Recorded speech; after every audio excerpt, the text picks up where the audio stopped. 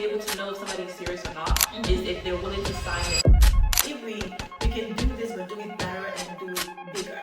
And then we're going to be able to make a difference. We want it to be transparent. Yes. No bullshit. There's no shortcut to success. Whatever it is that they're doing, just know that they're doing it 10 times better than you.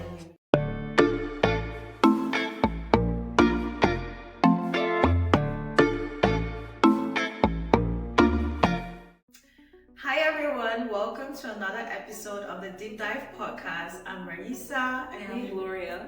And today we have a special episode focused more on ourselves, what we do, some of the changes we've made, and our vision for the podcast moving forward.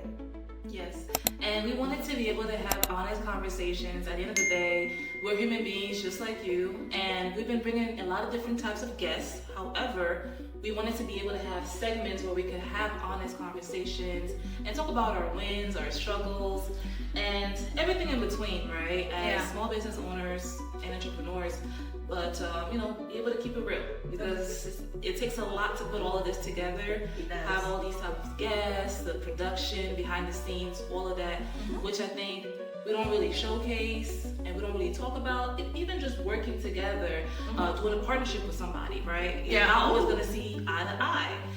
So, all these different things that we really want to be able to come out and share with you guys from our journey, what we learn along the way. Yes, so we would just be going through a few questions and we will both share, how we handled them, and feel free to leave a comment, if you have any questions. But let's get started. Yeah, let's get it. Okay, so why did we decide to start the podcast together? Okay, you want to go? Oh my gosh. So you're going to be reading the questions, by the way. Okay, Yeah. So I would have extremely long calls with Gloria. Positive long calls, right? Yeah. I think we decided this when I was in Vegas, when we were in Vegas last year. Yeah. And we were talking about, because our conversations range from everything, but specifically it's like we motivate each other. We're talking about business. She's like, I want to go here. I'm like, yeah, we can do this. And then she's telling me about things that are happening and we're both just learning from each other. I think the conversation we had in Vegas, where she was like, we should tell people about these things. We should record this. We should do a podcast. And I was like, let's go for it. Right. That's so interesting. You never told me this story before, so I'm hearing this for the first time. Oh, wow. Okay. You were part of the story. No, but I mean like the part about Vegas, like how... Yeah, and that was... that was when I was going through the separation initially. Okay. And Vegas was just that, for me, that was like a turning point in my life. Do you know what I mean? I didn't mention it to you. Yeah. But we had intense conversation and we were together in Vegas, and I think from that point on, we just clicked. You know what I mean? Because we had met each other way before that. Yeah. And we never clicked, we never connected until I had the restaurant. Yeah. And then that's the business ventures. Yeah. And then that's when we got really, really close. And from there on, we've been having our conversations can last hours. There's always something to talk about. It's always good. It's always like we are motivating each other. We have crazy, amazing ideas, And so it just came naturally for us to do a podcast, because we're like, nobody's doing this. People don't know about these things. We're two young, beautiful Black women, and we should definitely get into the industry and showcase what we think people need to see, what can help people. Yeah, I agree. And I think also what kind of connected us was our business ventures, entrepreneurship. All of that is kind of what made us get closer. Yeah. Right? Because, we kind of had, similar interests and, wanting to be able to better ourselves in terms of business. Yeah. Networking and partnerships. Yeah. And the rest was history when she mentioned, hey, I want to start this podcast and I want us to do this together. I would actually say it was Gloria's idea. But you actually put it in action. For sure. Right? I just said it, but yeah, you were like, oh no, let's do this. We're doing it. Yeah. Which is is why when people were like, "Oh, you guys are consistent with it," I was like, "Why would we not be consistent with it? When I start something, like who starts something and tries not to, you know what I mean? For me, it was like a given. Yeah. Because I'm like, we're doing this, we're doing it. Right. I'm not gonna start and then stop. So when people actually make that comment, I find it rude. Just letting you know. Because why would you think I'm gonna give up? Like, why would you think I would give up? Right. So wow, shots fired at whoever doubted you, who didn't believe in you. Okay. So the next question. The non-believers, huh? Silent watchers. So I feel like this episode will bring up my Okay. Raissa's personality is coming out. Raissa's the one that has more of that little spiciness. But she tries to tame it down when we have guests, but this is actually, her real personality is coming out, which I like, because the one-on-one helps us to actually be more ourselves, right? Because when you have a guest, you don't want to overshadow the guest or or speak too much because you have a guest on the platform. You want to let them speak. Yeah. Right? So I guess having these one-on-ones help a lot. Okay. How did we go from an idea to actually launching the show? I would say Gloria was a very big impact because of her background in marketing. Gloria has always she has a lot of knowledge when it comes to like YouTube, how it's supposed to work, marketing and things like that. So I would really say that was her, because even from the videographer all the way up to like the person that does like the editing of our videos and like the posting, she is the one who like did the research and found the person. So I think that's definitely you. I'm getting my flowers while I'm still alive. I love that. Because I was waiting to see what she was gonna say, because I was like, if she's not gonna mention my work, then I'm gonna have to talk to you about that after the podcast episode. Like, damn, Laura likes to be the pampered. That means, give me my flowers while I'm alive. No, don't wait till my funeral to come and say she was a good person. Gloria would be like, say thank you that I did it.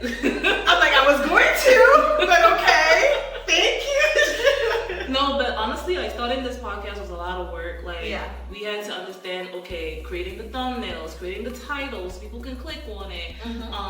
Making sure that we have a hook at the beginning of the videos. If we're doing a long form video, which is like maybe 10-minute plus, we have to now watch the whole entire video, capture the most interesting part of the video, and put that in the beginning, and then put the background music that goes with the what the words, if it's dramatic, whatever. Now you gotta add dramatic music if it's funny, and then now understanding how to cut the episodes into part to make them into shorts to post on social media, then scheduling the content so that they can just automatically post on all platforms at the same time. That's a lot of work. In the beginning I was doing all of that. And I told Raissa, it takes a lot of time. She was like, oh, well, you could keep doing it, until one day she tried doing it herself. She kept making mistakes. It took her almost like an hour and a half to post one episode on YouTube, because she was like, oh, I forgot to write the caption properly. Oh, well, I posted this, but it's not posting correctly, so what am I doing wrong? I said, you see, it takes time, but you're not done. You got YouTube, you got Instagram, you got Facebook, you got TikTok. And she's like, oh man, this is a lot of work. I was like, hell no. She's like, I'm not doing this. Yeah, how can we streamline the process? And I'm like, well, we gotta be able to hire somebody, delegate the task, so we could just focus on recording and being ourselves and adding value. Yeah. So even with the videographer, I have a camera. I have a professional camera, but I just don't like the way that my camera is set. I have for people that know videography, I have a Nikon D3300. I have the camera, I have a professional light. She has a mic. I have the easel where you put the camera and everything. I have a mic. However, the quality of my camera, I don't know, maybe it's the settings, I need to work on that. And I'm like, I don't have time for this. Let's just hire a professional that can just come, bring all the materials, and we just sit down, we shoot. We prepare in advance the materials, the outline for the episode, and then all we gotta do is shoot. And be prepared for the episode. That's it. You can't be the jack of all trades and want to do everything. You got to be able to delegate. So even this podcast was almost like a business venture. And I think that was the best decision we made, because it has helped us to be consistent. Literally every single week we've been putting out episodes, and we're very consistent. I think we're one of the most consistent YouTubers out there, to be honest. That's a big statement. No, but we are. It's a fact. It's a fact. We are. Okay. We're always like, if you follow our page, we're always posting. There's always something to watch. Our reels are very interesting. They're very well made. You know what I mean? People appreciate. We're not cheap with our content. We make sure that we're investing in this thing and we want it to have a certain quality. You know? That's true. So, that's true. And also like we had a guest that came in. And he mentioned about like you are your best investment. yes. Right? It was Mr. Oliver Roy. And he's running for councilman for the Ward 8 in DC. And he mentioned the fact that you need to invest in yourself and you are your best asset. Right? Yes. So we are investing in ourselves and we're also investing in the podcast because we want the best quality, the best types of guests that can provide value, but also us ourselves, like we also have our own experiences, challenges and wins from venturing into business and entrepreneurship. Making mistakes, failing, and getting back up. Exactly. Because it wasn't easy when we all. first started. It was like a lot of mistakes were made. I don't know if I don't think it's this. I'm gonna say it, but like even our photo shoot that we did, I think that was terrible. To be honest, I'm sorry. I think the videographer is a great guy, but for everything that we invested and the vision that we had, it was terrible. It wasn't good. It's not to my liking. Right. In summary, do you know what I mean? So there was a lot of investment that we did into this, and there were a lot of mistakes that we made. We did, I would say, probably like wasted some money, you know, in the beginning with the routes that we took. Because even though it was not what we wanted, we still settled for it. Yes. You know? Yes. Even with the videography, right? Yeah. So, you know, switching up and changing. Right. Because and then I feel also like at some point in time, people don't take into account like the investment you're making, and they're taking it for granted, and you just feel like, oh, this is easy, or like we have the money, or like, oh, maybe like this is free. Like no, like we're already handling a lot of other expenses, right? So even with the videographer switching up on us, you know, agreeing to something, and then later on it's something else. You know, how do we navigate that? How do we make sure that we don't breach that relationship, but still we're able to stand up for ourselves and make sure that we are sticking to what we can afford? Right? Exactly. Yeah. So what made podcasting so appealing to us? What made it appealing to you? I think it is just because Gloria, and I'll always go back to Gloria because this is her thing, to be honest. I'm just here. But I do feel like she's the one, because she has been in the space. Do you know what I mean? So definitely you have been in the space, but she's the one that mentioned that there is nobody in the DMV that are women bringing forward, like putting entrepreneurs in the face of other people. She's like, there's nobody doing this. So sharing their experiences. She's like, there's no women in the DMV specifically, because that's where we are, that are like African, specifically Cameroonian, even though she's born here, that are in America, that are doing what we're doing. So she's like, we'll be a unicorn in the field, you know? And I think that's what made it appealing to me. That's what made it appealing to us. Yes, exactly. Because we are, I guess, the first to do it, right? And it's like, okay, we're still newbies, but we're consistent. And it's like a lot of people that look like us can relate. You know what I mean? Even as a woman, sometimes a lot of the guests we have are I've noticed we haven't even had a woman come on the platform yet. All of our guests are men, right? If you notice, we need more women to step forward, that are doing great things, or like have great business acumen, or whatever it is that can come forward and share a little bit and be available. People want to reach out. And I think that's definitely true.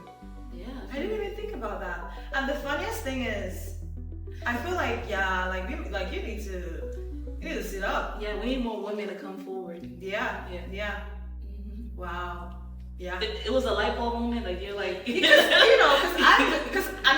because when we're selecting the guests, we're just looking at like, oh wow, this person is doing so much. Yeah. And I want you guys to understand that we're very intentional with the guests that we bring on. We're not just bringing anybody. Right. We have intimate relationships with every single guest that you see on here. Like we've spoken with them, we've connected with them. It's not just come and then just talk. No. We want to make sure that we know you at least as a person, and we know like your intentions, and that it relates to who we are and what we're trying to do, right? So when we bring on guests here, it's because we truly believe that the knowledge they have is something extremely valuable for people out there, or someone, even if it's just one person that sees it and it's like, oh my God, this guy is doing what I want to do, and he's like saying things that I need to know. Right. That's the whole idea as to like why podcasting was appealing, because just seeing someone doing what you want to do is so, it helps a lot, and especially knowing that this person is reachable. Yeah. Right? Because a lot of people sometimes they want to gatekeep things, but I feel like with the podcast, people can actually be able to share and add value and drop little nuggets here and there, but not gatekeep, and they can be approachable. People can reach out to them. Yeah. Wow. This is really good. Yeah. Oh my God. Okay. So how did we decide to niche down and focus more on business development and growth?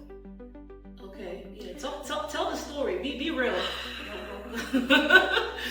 Okay. So keep it 100. At first with the podcast, right? Because like I said, we used to have really long calls. We'll talk about everything from politics to business to relationship to. So I was like. And then that was what we were trying to like bring. It was almost becoming, what did you say? What is the channel that you said? It was TMZ or Shade Room, right? Where we're talking about everything and nothing. We're just all over the place looking for the next hot news, to get on the bandwagon of that and trying to like go viral or whatever. That was pretty much what we're trying to do, right? Like we're like, oh, let's put this thing now because it's hot, or this content is a hot topic.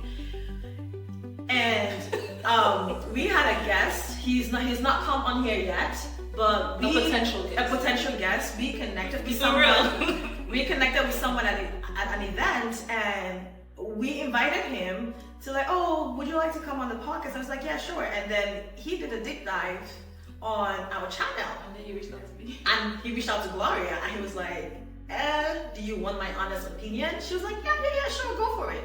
It's like, you guys are everywhere and nowhere. He was like, and I told him that I gotta call my co-host and put on this call because I've been trying to tell her this, but since it's coming from me and because I'm her friend, she's not taking it, she's not understanding. But a third party, person can say the same exact thing and she's gonna understand. Yeah, and then on the call. Yeah, and he gave us some honest, bitter feedback. And he was like, you guys are all over the place, nobody knows what you're doing. If you want to now start bringing business people, I don't feel like your platform will be the right platform for me because you're talking about things that I don't really care for. It's like, it doesn't look professional. Yeah. And I was like, wow, that is very, very true. That is very true. And then it's like, because when you want people to come on your channel and they go down a rabbit hole, right? Where from one episode they're looking at the next one, because your audience is the audience, like the you have a target audience. Exactly, the business oriented. So once they see one episode, they're like, wow, this was so great. The next episode, this is it. And I think from that was like a light switch. And from there on, we just decided, okay, what is important to us? Yeah. What do we want to talk about consistently? And what is it that we want to talk about? And that's when we both decided that we will be bringing on guests to talk about business development, entrepreneurship, and just people that are making a change, like people that are doing good in whatever industry they're in, and interview them and have those conversations and then learn from them. Okay, let me keep it real. So all these other episodes about like the Baltazar guy or whatever other episodes is like, a little different. It was her idea. Okay, Raissa is more on TikTok, so she likes all like the, the salacious stuff. I do. The TikTok dances, and I'm more like, okay, the YouTube stuff, like, I watch like long form content, like podcasts, like, like other, like Club Shay Shay, other, successful podcasters, like the Joe Budden podcast, whatever, right? Yeah. And I spend more time watching and studying how other podcasts are running things. Mm-hmm. But my friend Raissa is more of a TikTok person. TikTok is her thing. Talk about TikTok all day. She'll be able to tell you what's hot, what to do, what not to do. That's her thing, and she's doing great with TikTok. Yeah. But then YouTube is another beast. Just like every single platform, it's a different beast that you gotta be able to master, study. Yeah. And I started sending her homework. I said, hey, check out this podcast. Watch the videos. Like, take your time. Look at all these different podcasts and see what do they have in common. What are some of the patterns that they have? So I am so glad, that person. Shout out to Ty. His name is Ty. That's actually, what I mean? So shout out to Ty for sure. Because I told him, I'm like, man, I've been telling my friend the same thing, but when it's me, she don't really be understanding. But now that just, you're a third person saying this, I think she's gonna listen to you. And when he said it, she understood it. She was like, you're right. Oh, wow. And I'm like, girl, I've been telling you the same thing. Like, what is he saying that's different from what I said? Because it's him, and you value his opinion more than me because you want him on the podcast. But it's cool. You did what you were supposed to do, and I appreciate you, Ty. Honest feedback is what we want. Yeah. You know what I mean? Yeah. And I think you have to be teachable. Do you know what I mean? And I like you for that, because you are teachable. And you are somebody that, if it's coming from like another person, you hear it 2-3 times, you're gonna take action. You're like, you know what? We might need to reroute and niche it down. Even though I've been telling you the same thing, but again, we're thankful. See what I mean by she likes to be pampered? Thank you, Gloria. No, because we're keeping it real. Thank you. We're keeping it real. Sometimes that's the thing when you work with people. Sometimes you're not gonna agree on certain things. Yeah. But then in the long run, you're gonna see what the person is or at saying. least meet each other halfway. At least try. Yeah. And I think, but now I'm actually watching a lot of podcasts. I'm following a lot of podcasts channels, The Diary of a CEO, Alex Romanzi, Club Shay Shay, you know what I mean? Yeah. And I'm actually enjoying this, and I'm like, oh my God, this is great, and I'm very happy because, so moral of the story, be teachable. So now let's focus on the concept of our challenges, right? So what are some of the biggest challenges we faced when we first, I think I already kind of touched on that a little bit. Do you want to add some more to it? I would say budgeting for the production cost of the podcast. Yeah. Scheduling with the guests, making sure that, okay, we're not also burning ourselves out because, on a day-to-day, we're working, right? We're doing our respective duties, right? Yeah. Whether you're handling clients or whatever the case may be, or in school. Become business owners too. Yes, and then I'm also in school right now, for my graduate degree. But it's like just trying to manage everything and not get burnt out. Yeah. And being able to set boundaries because. For example, I don't really like shooting on a Sunday because I feel like Sunday is a day to rest, right? And I don't want to be on business mode 24/7. I want to have a day where I can actually relax, I can rest. Because sometimes it's good to rest. You don't have to be productive 24/7, 7 days a week. You have days where you want to be able to rest and recharge for the next day. Yeah. Right? Yeah. And then we have guests that maybe their availability is on Sundays. So how can we navigate that and maybe accommodate that guest, right? So I would say for me, budgeting for the production costs, scheduling with the guests, and also maintaining those boundaries so that we have a good work-life balance. Okay. You got something to add? No, I think that's pretty straight, straight to the point. Let's go to production and editing. Yeah. What did we learn about podcast production from recording and editing to creating titles and thumbs? I think you touched on that a little bit. Yeah, I think I touched on that a little bit, but also being able to some of these guests, they have like really long like intros or whatever, like their bios are super long, and it's also like being able to, for us to talk about it and say, hey, I'm like, Raissa, you gotta like cut down this bio. That's too like long. Even today we had a guest, and then some of the questions that, so sometimes I let Raissa, come up with the questions or whatever, and sometimes I also include my questions, but because my background is in communication and marketing, like that's what I have a degree in, I want Raissa to be able to do the outros, or be able to talk to the guests, so that she also builds up her own portfolio. Okay. Just in case you go out there and do things and you're doing public stuff, you've been doing it already. Yeah. So you've already started, quote unquote, training. You know what I mean? You're training me. No, I'm not training you, but the podcast is like, kind of like training, what I mean? So, and I think it's also great because just because you're good at something, it doesn't mean that you don't have to let another person shine and, be able to take the spotlight and do it, So I want to let you shine and, yeah. So that's why I let you do the intros and the outros, read the guest bios, Yeah. talk to the guests, for scheduling sometimes, and I think it's great because it develops your communication skills and all of that, which is really important. Yeah. And you've been doing it, and I think you have been progressing and just like getting better at it each time because of the amount of guests we have on the platform, and we have to keep speaking and talking and all of that. Yeah. Yes. So I would say with the bios, some of them are really long. And I've had to have conversations with Raissa, like, so we can shorten them down. Yeah. And even with the questions sometimes, we had a guest today that was like, oh man, this question is a mouthful. How can I keep this under 1 minute, right? And the question was like 2 questions in one. And I told Raissa, we gotta cut this question into like one. Yeah. And the guest said the same thing. Yeah. And I had to shorten down the questions to make sure that they can respond. Exactly.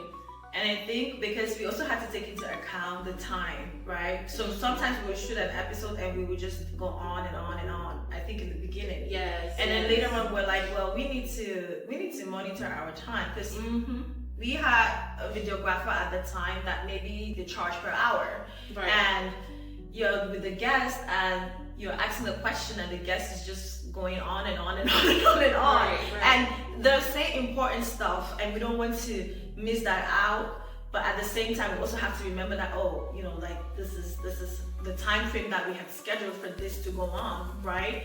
And I think those are some of the things that we are still adjusting, and we're trying to, right now I feel like we're pretty much, we've cut it down to the point where now we're not going too much over the time that we have scheduled. Sometimes it still happens, we're not perfect, it's not strictly like 1 hour, no. Yes. Sometimes it might still go over, but at least now we are aware of it. And when it goes over, I feel like Gloria and myself, we have a really good understanding where the next person that would ask the next question kind of just closes the top. You know what I mean? Right. Just like, okay, this is okay. If we need to hear more from them, we would do another episode. You know what I mean? Or we'll do a part 2, but for today, this is enough because it's gonna be too long, and people are gonna probably like get lost or something. Yeah. So I think it's just like wine, we get better with time. Yeah. You know what I mean? So it's like you learn by doing. You can read all the books in the world and do the workshops and trainings, but you got to be able to do it. Because once you do it, that's how you learn and you become better at it. And if you've been watching our episode, a lot of our guests that came on, that's one thing they've been saying.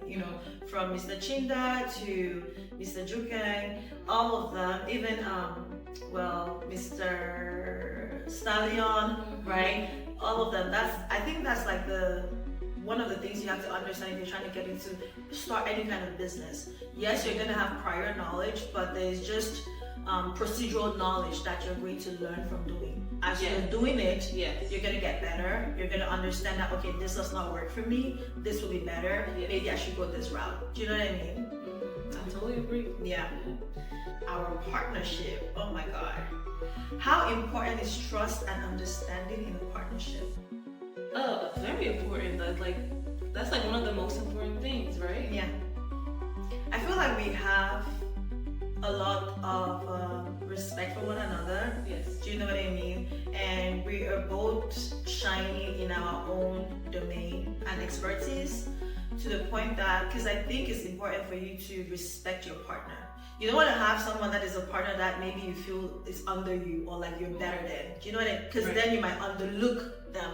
So, and I think we have a pretty good trust, you know, because sometimes, as she said, sometimes we might not agree on something, but we do have a really good communication, very open. And above everything, we're friends first. Yeah. You know, before the business, we're friends. So at the end of the day, we do understand that this is how it's going, right? Yes. And then also piggybacking off of the previous question, some of the things that we learned, also keeping time. Like we have a videographer that will tell us when it's 10 minutes. Like right now he just said 10, right? Exactly. And then when it's like 5 minutes, he'll be like 5. So it really helps us not to go overboard, our time limit and all of that. Yeah. So those are things we kind of learn along the way too. For sure. So let's talk a little bit about our expertise, given that. So you go first. So tell us about your expertise as a business broker and an entrepreneur. Yeah. Well, as some of the, many of you may or may not know, I am a business broker. Thank you.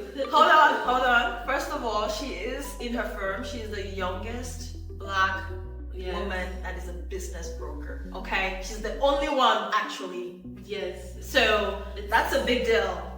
So so there's another woman, but she's more active in real estate. So she has a real estate company. So she's not really actively exactly. So you are the unicorn. Yes. Thank you. I appreciate that.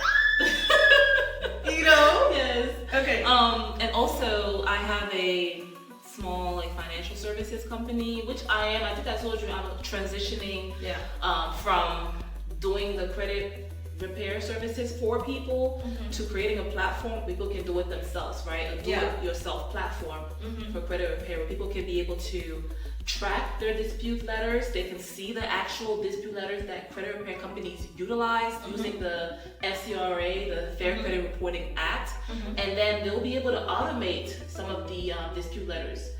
And they can actually, just with a click of a button, import your credit report, click here, it will read all the negative items on your credit report, it will highlight it, and it will generate the dispute letters using the articles of the law that is violating. If it's a collection, if it's a late payment, if it's an inquiry, it will literally highlight everything and start drafting the dispute letter with the article of the law that is violating. Wow, which is great. And then also there'll be a third party company integrated that can help you to ship out your letters.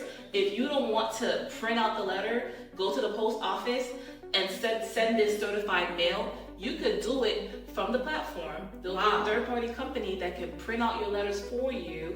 Send this certified mail to the credit bureaus, which means that the credit bureaus have to sign that they received your letters. And from there, you can track it on the platform. You know what I mean? So I'm kind of working on that. So I'm kind of transitioning again because of the new recent developments with the new administration. There are a lot of laws when it comes to credit repair. So I'm really trying to back off from doing it for people, but give the power to people so it's transparent. You can see exactly what the credit repair companies do. You can keep trying. You don't have to keep calling. Oh, what's the status of my dispute letters? What's going on? Did you send it? What are the results? You have the power to be able to see it for yourself, see the laws that are being utilized, see the type of letters that are being sent out, and you can keep track of everything.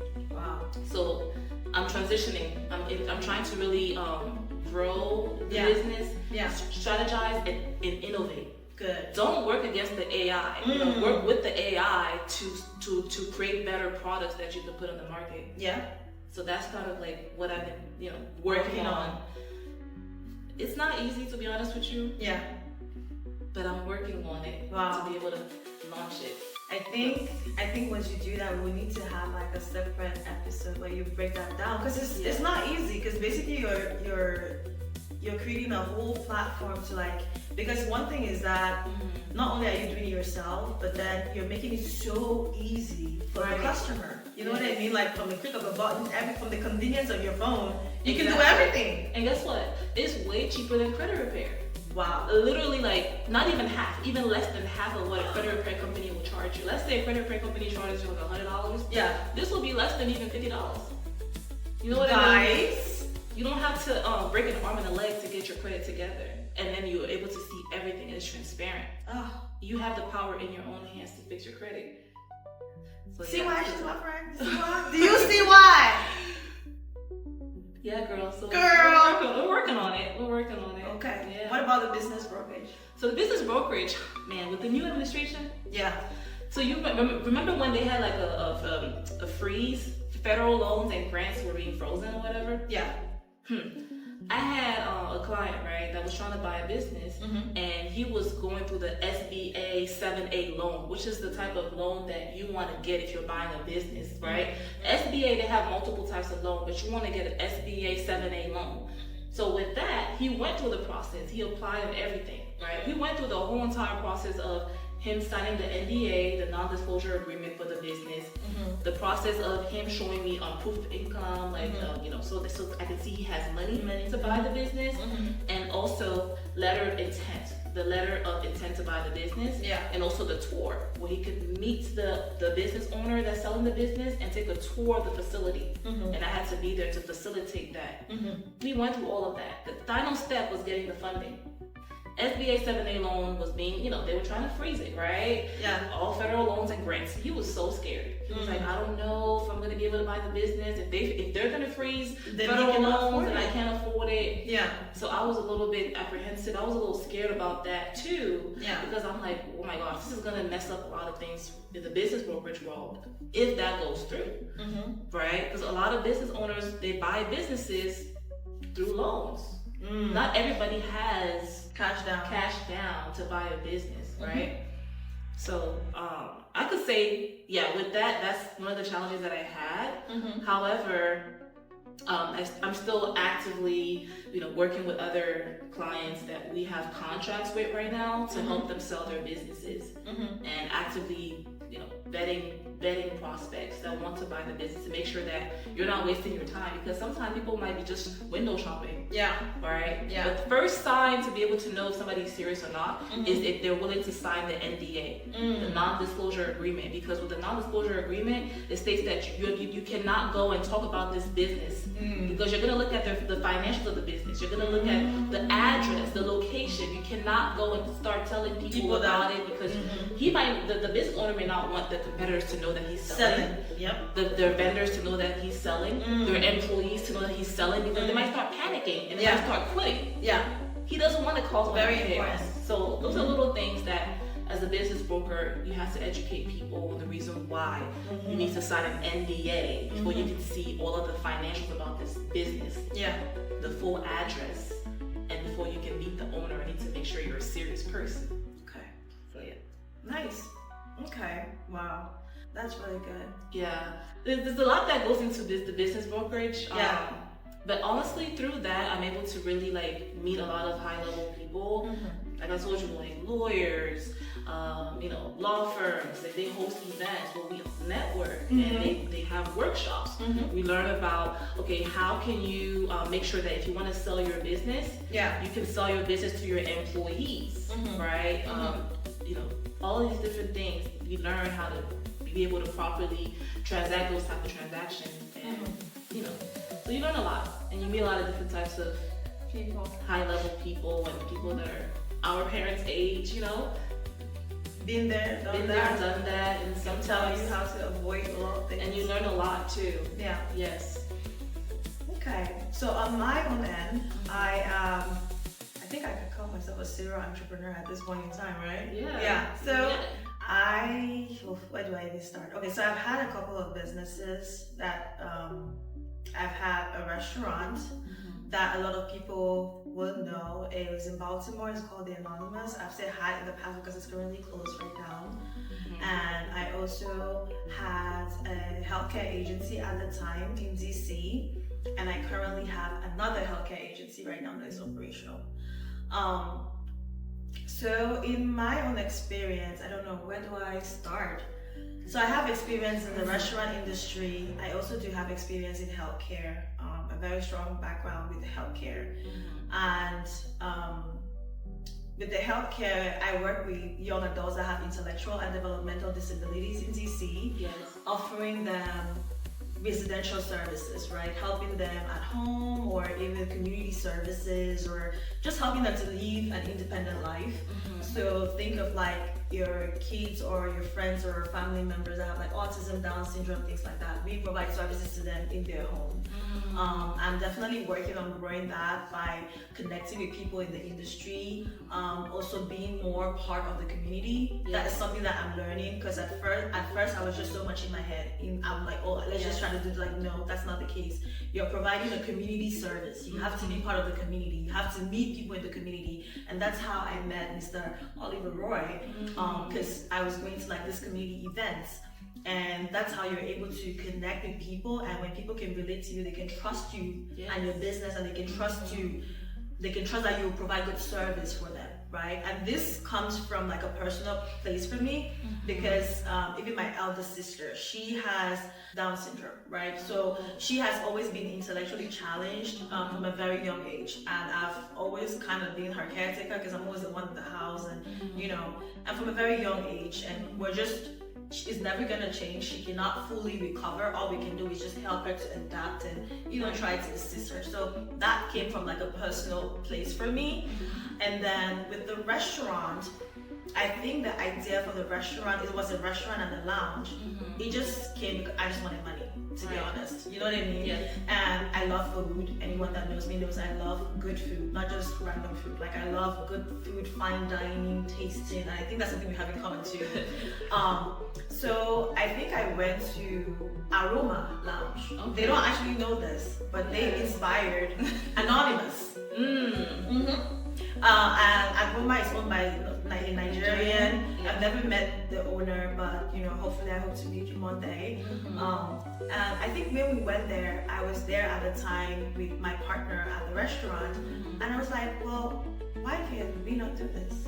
Do you know what I mean? Why can we not have a nice place owned by Cameroonian, well, fine dining, all of that, you know? And we can even do 3-in-1. I was like, what they have here is great, but this is really small, and there's some things that were lacking. I could find some things that were lacking. What was lacking? Their customer service was very, very slow. That's one thing. The space was really small, and it was given more so like a lounge. It was not a restaurant. So there were like bits and pieces that I was like, if we can do this, but do it better and do it bigger, and then we're going to be able to make a difference. Then that's when I found Anonymous. And actually Anonymous is just, I went to UNBC, and I used to leave literally 5 minutes from the restaurant while I was going to UNBC. So every time on my commute driving to school, I would drive past and see. I didn't think of the location, but I would drive past that area. So finally, when I was looking online, and I just found, and it's crazy. It's crazy how I just did this thing. No research, terrible mistake. No research, no mentorship. I've never owned a business before. I've never done this before. It's just like, I just dived in. That was a big mistake. Such a big mistake. Do you know what I mean? And it's even crazy that it worked out. You know what I mean? Right. Because I'm like, no funding, like, and we found the space, and you already had a kitchen. It was already a restaurant before. I think we invested almost like $500,000 into the renovation. Terrible idea for a business that you don't even know how much it's gonna make for you. How can you invest in $500,000 into it?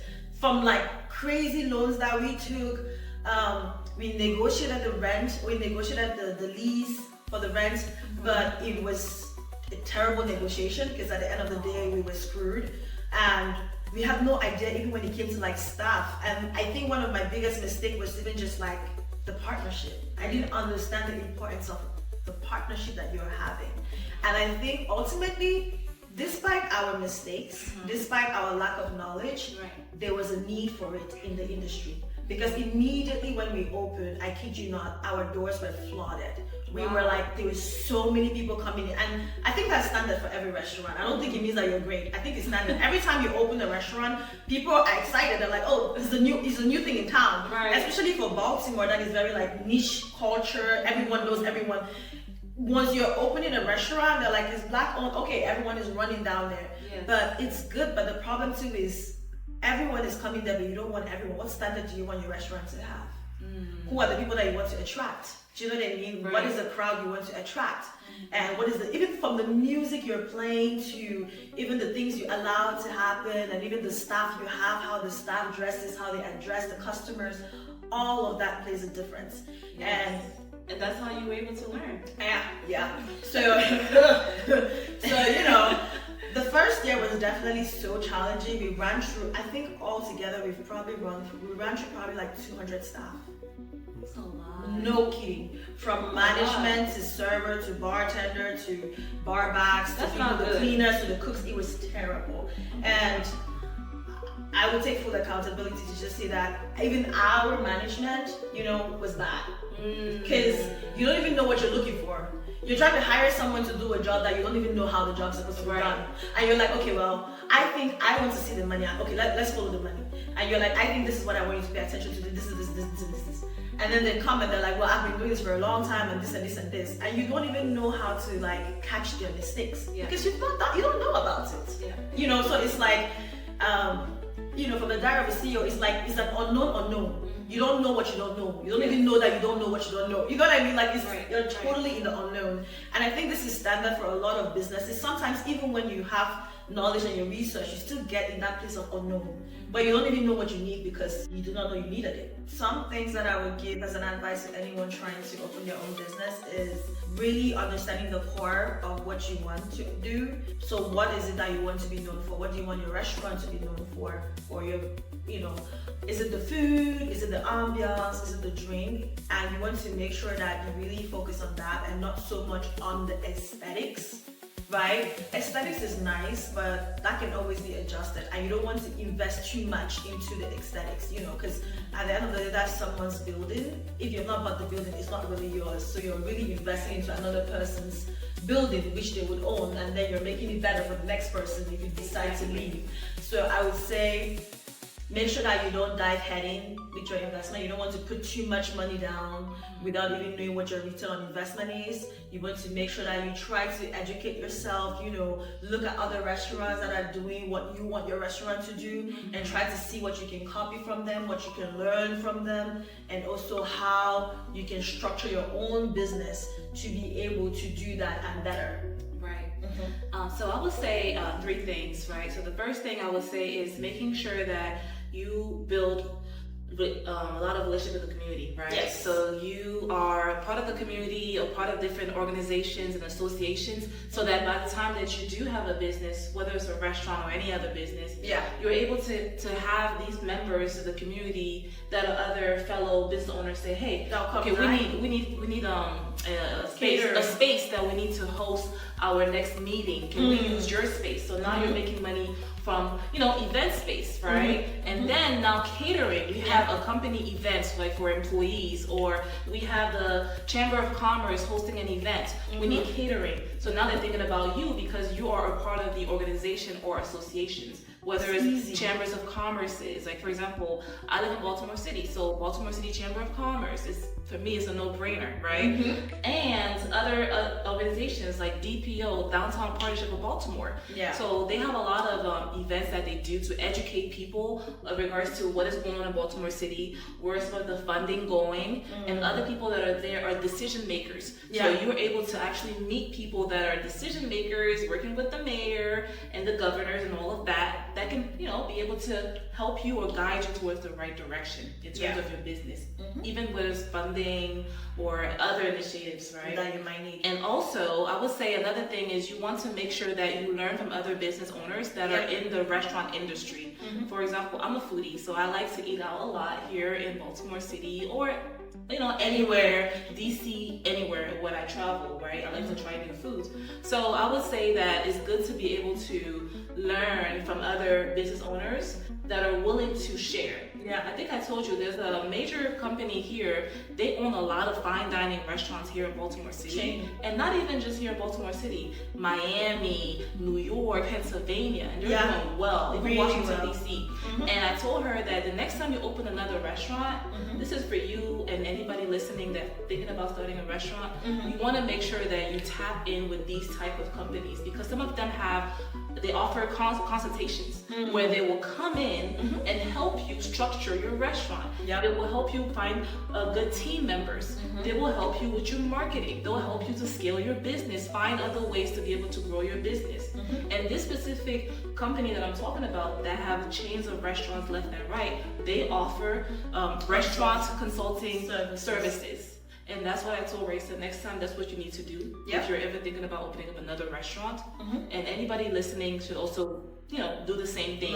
Learn from other people that are more successful than yourself. Yes. And the third thing I mentioned was you need to be able to, that's actually one of the reasons why I got inspired to become a business broker and decided that, okay, I need to find a business brokerage that will endorse me and that will, take me in their team so that I can be able to serve other small business owners and entrepreneurs, because as I'm doing, since I have a financial services company, I'm fixing people's credit.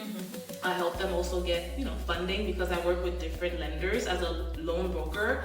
And they would say, hey, okay, I have this funding. I want to start a business. I don't know what business to start.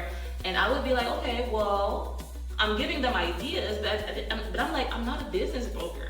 Right? So that's what inspired me to say, you know what? I'm already in business. I'm working with small business owners.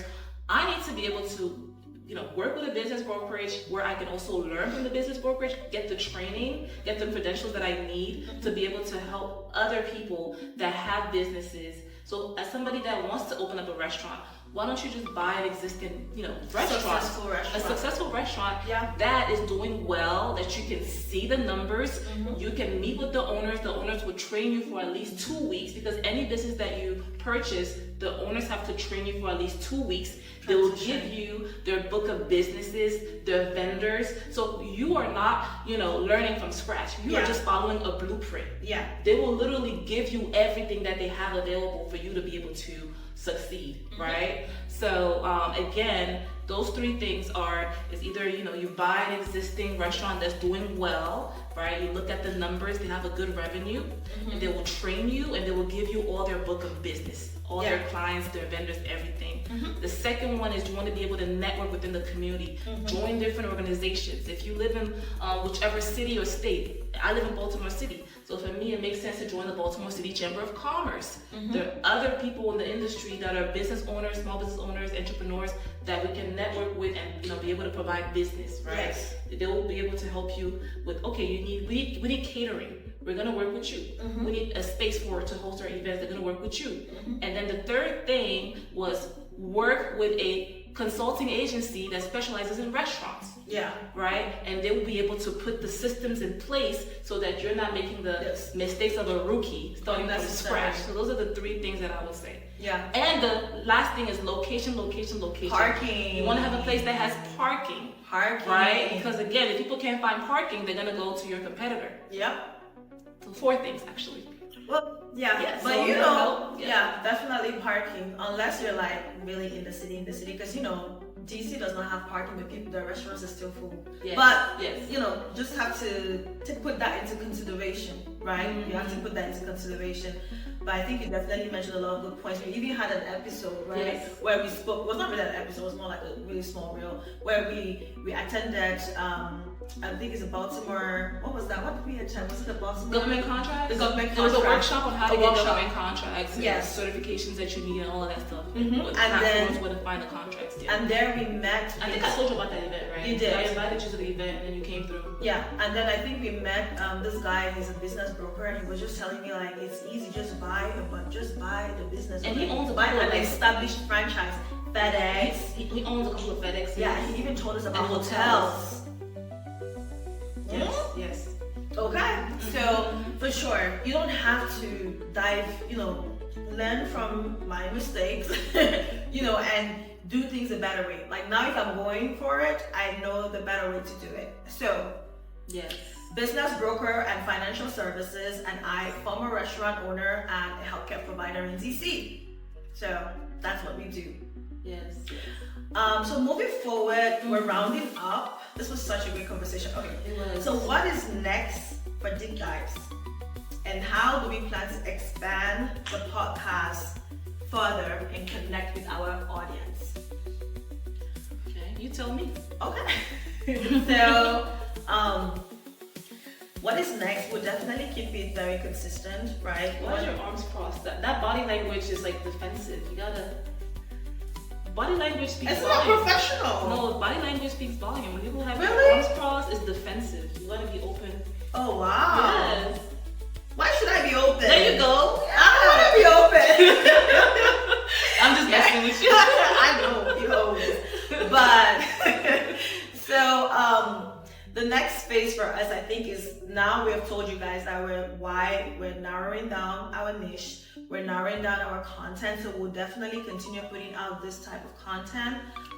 Definitely make sure that we're bringing more qualified guests, you know, a lot of people that can really relate to, that can help us take it to the next level. We're looking forward to scaling our channels, you know, getting more subscribers and being able to do this more often. You know, hopefully in the future we might even do like, I don't know, maybe like live videos here and there if there's a need for it. Definitely taking you guys behind the scenes. And also having a lot more of this conversation, right, in our journey, because we're growing. Yes. We're not there yet, but we are definitely on a journey. We're on a path. I want to be known as the best provider in the district with my service. Personally, that's something I want to do. And as I mentioned, I would love to own a restaurant again. So there's just so many things that we're working. Maybe you can even buy your next restaurant from me, you know, from our business brokerage. Of course, definitely. So we're definitely growing, and we'll keep you guys on this journey and see how we're evolving, the milestones that we're achieving, and you know, our wins, as well as any mistakes that we're making. We'll always come back here and be candid and be honest. So because we want to connect with our audience, right? So that's the whole point of this deep dive. I think that was one thing too, where like we want it to be transparent. No bullshit. There's no shortcut to success. Yes. Forget about people saying no, honey, no, it's not. And this is one thing that I learned from when I was watching the Diary of a CEO. I think it was with Alex Ramsey, and they're like, if you see someone doing what you want and they're really good, know that they're working 10 times harder than you. Don't sit and just feel like, oh, this person just got it. No. Yes. They are working 10 times harder than you. If you see someone with the body you want, if you see someone with the car you want, if you see someone with the money you want, whatever it is that they're doing, just know that they're doing it 10 times better than you. And that's why they got it. There you go. So that's the future. So, you know, we're going to be consistent with our episode, we're going to be consistent with our work, we're going to learn, and we're going to take you guys on this journey. Yes. And on that note, thank you guys for watching. See you next time. Like and follow for more.